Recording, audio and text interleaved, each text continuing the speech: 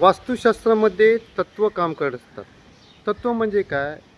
पृथ्वीतत्व, अग्नितत्व, वायुतत्व, जलतत्व ही काम करत असतात. मग या तत्वांचा वापर आपल्या जीवनामध्ये यश मिळण्यासाठी किंवा काही गोष्टी घडण्यासाठी आपण कसा करत असतो?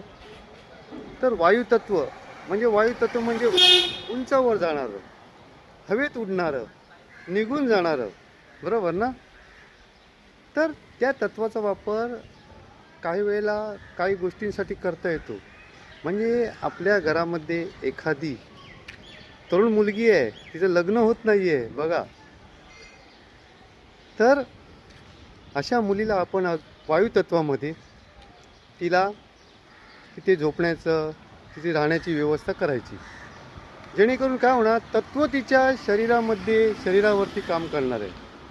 आपण वापर करून घ्यायचा आहे त्या तत्वाचा. मग वायुतत्व आहे कुठे?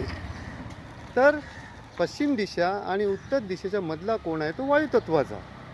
मग अशा कोणामध्ये तिला तिचं जे काय राहते दिवसभरातलं ते तिथे करायला लावायचं. अशामुळे तत्व काम करायला लागणार आणि ॲक्टिवेट होणार. बरोबर? करून बघायला हरकत काय आहे? बरोबर ना? मी सांगण्याचं काम करतो. करून बघा. झालं तर झालं, चांगलंच होईल ना, आयुष्याचं कल्याणच होईल. बघा, म्हणजे अशा प्रकारे तुम्ही ते ॲक्टिवेट करू शकता. Thank you very much.